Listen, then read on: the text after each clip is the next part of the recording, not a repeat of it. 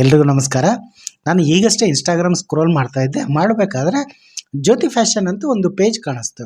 ಆ ಪೇಜ್ ನೋಡ್ತಾ ಇದ್ದೀನಿ, ಗಾನ್ವಿ ಲಕ್ಷ್ಮಣ್ ಅವರು ಅಂದರೆ ಅವರ ಶಾಪ್ನ ರಿಬ್ಬನ್ ಕಟ್ ಮಾಡಿಬಿಟ್ಟು ಒಳಗಡೆ ಬರ್ತಾ ಇರೋದು ನೋಡಿದೆ.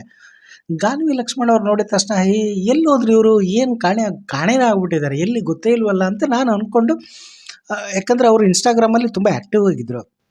ಫೋಟೋ ಶೂಟ್ ಆಗಿರ್ಬೋದು, ಎಲ್ಲವನ್ನು ಫೋಟೋಸ್ ಹಾಕ್ತಾ ಇದ್ರು. ಸೊ ಆ ಫೋಟೋ ಶೂಟ್ ಎಲ್ಲ ನೋಡಿದೆ, ಎಲ್ಲಿ ಫೋಟೋಸ ಅಪ್ಲೋಡ್ ಮಾಡಿಲ್ಲ ಅವರು. ನಾನು ನೋಡಿರೋದು ನನಗೆ ಲಾಸ್ಟ್ ಅನ್ನೋದಕ್ಕಿಂತ ರೀಸೆಂಟಾಗಿ ಅವರ ಒಂದಿಷ್ಟು ವಿಡಿಯೋಗಳನ್ನ ನೋಡಿದ್ದಂದ್ರೆ ಕೀರ್ತಿ ENT ಕ್ಲಿನಿಕ್ ಅವರ ಯೂಟ್ಯೂಬ್ ಚಾನಲ್ ಒಂದು ಇಂಟರ್ವ್ಯೂ ಕೊಟ್ಟಿದ್ರು.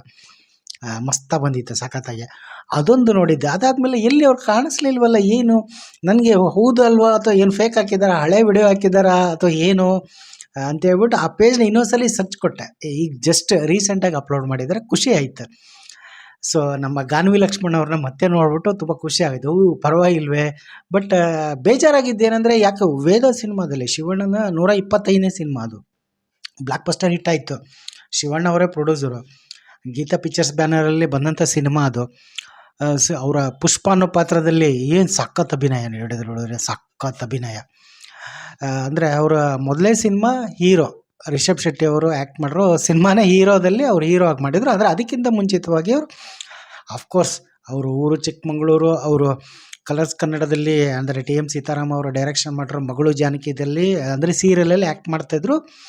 ಅಲ್ಲಿಂದ ಅವರು ನಾಥೂರಾಮ್ ಅಂದರೆ ರಿಷಬ್ ಶೆಟ್ಟಿ ಅವರು ಆ್ಯಕ್ಟ್ ಮಾಡಬೇಕಾಯ್ತು. ನಾಥೂರಾಮ್ ಸಿನಿಮಾಗೆ ಆಯ್ಕೆ ಆಗಿದ್ರು ಅವರು. ಬಟ್ ಆ ಸಿನಿಮಾ ಕಾರಣಗಳಿಂದ ಅದು ಸೆಟ್ ಇರಲಿಲ್ಲ, ಅದು ನಿಂತೋಯ್ತು ಅನಿಸುತ್ತೆ, ಸ್ಟಾಪ್ ಆಯ್ತು ಅದು.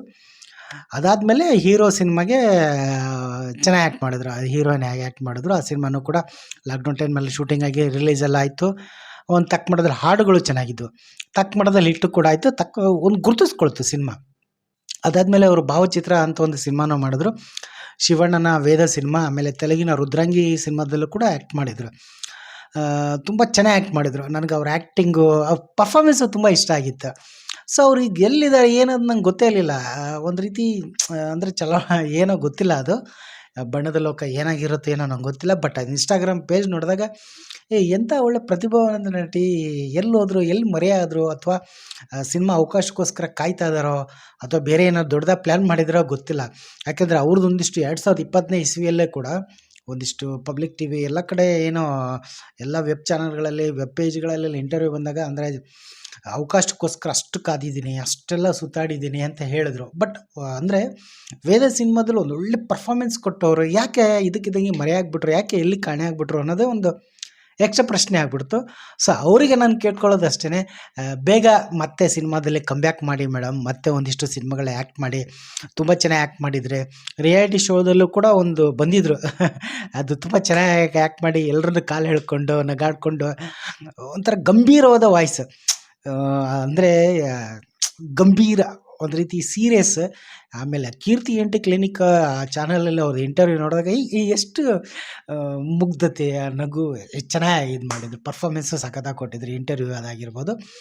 ಸೊ ಅದಕ್ಕೆ ಸೊ ಈ ಮೂಲಕ ನಾನು ಅವ್ರಿಗೆ ಕೇಳ್ಕೊಳ್ಳೋದು, ಅಥವಾ ಅವರ ಅಭಿಮಾನಿಗಳು ಯಾರೇ ಇದ್ದರು, ದಯವಿಟ್ಟು ಜ್ಯೋತಿ ಫ್ಯಾಷನ್ ಅವರು ಯಾರ ಇನ್ಸ್ಟಾಗ್ರಾಮ್ ಪೇಜ್ ಅವರು ಕೂಡ ನೋಡಿದ್ದಿದ್ರೆ ಅದನ್ನು ದಯವಿಟ್ಟು ಫಾರ್ವರ್ಡ್ ಮಾಡಿ. ಅವರು ಮತ್ತೆ ಸಿನಿಮಾದಲ್ಲಿ ಕಮ್ಬ್ಯಾಕ್ ಮಾಡಬೇಕು. ಕಮ್ಬ್ಯಾಕ್ ಅನ್ನೋದಕ್ಕಿಂತ ಇಂಡಸ್ಟ್ರಿಯಲ್ಲಿದ್ದಾರೆ, ಮತ್ತು ಸಿನಿಮಾಗಳು ಅವರ ಪರ್ಫಾರ್ಮೆನ್ಸಿಗೆ ತಕ್ಕಂಥ ಸಿನಿಮಾಗಳು ಬರಲಿ. ಸೊ ಅವರ ಸಿನಿಮಾದಲ್ಲಿ ಆ್ಯಕ್ಟ್ ಮಾಡಲಿ ಅಂತ ನಾನು ಕೇಳ್ಕೊತೀನಿ. ಸೊ ಹೀಗಾಗಿ ಈ ವಿಡಿಯೋನ ನಾನು ಮಾಡಿದೆ. ಯಾರಿಗೆಲ್ಲ ಗಾನ್ವಿ ಲಕ್ಷ್ಮಣ್ ಅವರ ಸಿನಿಮಾಗಳು ಯಾರ್ಯಾರು ನೋಡಿದ್ದೀರಾ, ಅವ್ರ ಆ್ಯಕ್ಟಿಂಗ್ ಯಾರ್ಯಾರು ಇಷ್ಟಪಟ್ಟಿದ್ದೀರಾ, ಆಫ್ಕೋರ್ಸ್ ಮಗಳು ಜಾನಕಿ ಧಾರಾವಾಹಿಲೆಲ್ಲ ಎಲ್ಲರೂ ಇಷ್ಟಪಟ್ಟಿದ್ದೀರಾ ಅಂತ ನಂಗೆ ಗೊತ್ತು. ಸೊ ಸಿನಿಮಾದಲ್ಲಿ ಯಾವ್ಯಾವ ಸಿನಿಮಾ ಅವರು ಸಿನಿಮಾಗಳನ್ನ ನೋಡಿದ್ದೀರಾ, ಮರೆಯೋಕ್ಕೆ ಸಾಧ್ಯನೇ ಇಲ್ಲ ಬಿಡಿ.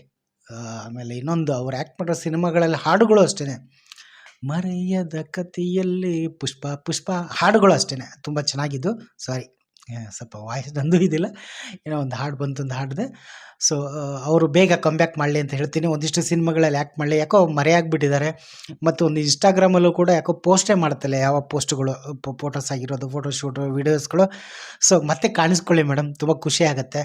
ನಿಮ್ಮ ಸ್ಮೈಲು, ಆ ಗಂಭೀರತೆ, ಒಂದು ಮುಗ್ಧತೆ ನೋಟ ತುಂಬ ಇಷ್ಟ. ಹೀಗಾಗಿ ಅವ್ರು ಕಮ್ಬ್ಯಾಕ್ ಮಾಡಲಿ ಅಂತ ನಾನು ಆಶಿಸ್ತಾ ಇದ್ದೀನಿ. So all the best madam. ಮತ್ತು ಆಲ್ ದ ಬೆಸ್ಟ್ ಅನ್ನೋದಕ್ಕಿಂತ ಹೆಚ್ಚಾಗಿ ದಯವಿಟ್ಟು ಕಮ್ಬ್ಯಾಕ್ ಮಾಡಿ. ಸೊ ಎಲ್ಲ ಅಭಿಮಾನಿಗಳ ಪರವಾಗಿ ನಾವು ವೇಟ್ ಮಾಡ್ತಾಯಿದ್ದೀವಿ. ಹೀಗಾಗಿ